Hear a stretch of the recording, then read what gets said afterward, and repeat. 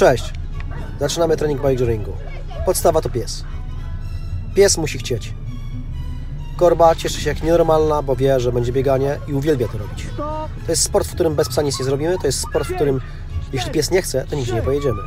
Nie ma mowy o tym, abyśmy do czegokolwiek zmuszali. Startujemy. Lina napięta.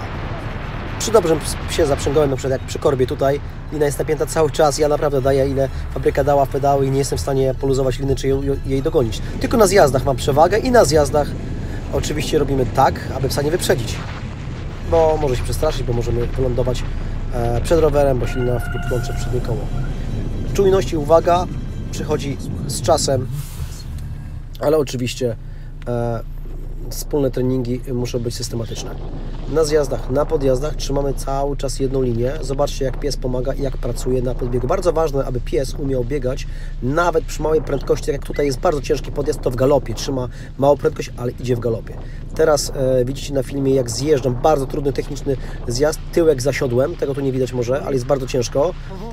Próbuję psa zwolnić, bo tutaj przyspieszenie maksymalnie straciłbym przyczepność i bym przeleciał przez kierownicę. Największa pomoc ze strony naszego psa jest na podjeździe, ale trzeba umieć jego siłę wykorzystać. Na pedały wstajemy tylko i wyłącznie wtedy, kiedy wiemy, że nie stracimy przyczepności tylnego koła. Amortyzatory zblokowane tylko i wyłącznie, kiedy grunt jest przyjazny, kiedy nie ma żadnych wybojów i korzeni. Natomiast kiedy są korzenie, powinniśmy jechać na odblokowanych amortyzatorach.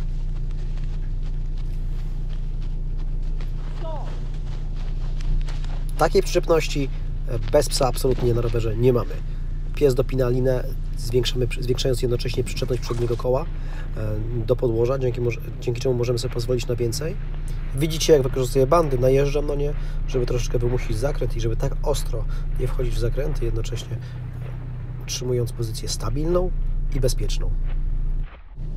Pamiętajcie, żeby w trudnym terenie nie siedzieć cały czas na dupie na siodełku, tylko wykorzystać nasze ciało i nogi, bo to są najlepsze amortyzatory. Bardzo często trenujemy w powtórzeniach i w interwałach, zatrzymując rower i psa na kilkanaście lub kilkadziesiąt sekund. Tą przerwę oczywiście modelujemy w zależności od możliwości naszego psa, naszych możliwości i jak i okresu treningowego, w którym się znajdujemy, ale sam element startu ćwiczymy wielokrotnie podczas takiego treningu interwałowego. Jest to bardzo potrzebny do nauki skupienia u psa, jak również jest to świetny trening siły i szybkości, dynamiki i siły eksplozywnej u psa i u nas, ponieważ sam element startu ćwiczymy zawsze tak samo, jakbyśmy startowali na zawodach.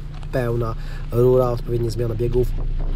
Na szybkim zjeździe w zakrętach praktycznie pracujemy tylko tylnym hamulcem. Przedni hamulec zostawiamy w spokoju, tylko i wyłącznie na prostych chodnikach hamulcujemy przednim, ponieważ w innym przypadku byśmy stracili przyczepność przedniego koła, wylecieli przez kierownicę lub się położyli przynajmniej na bok.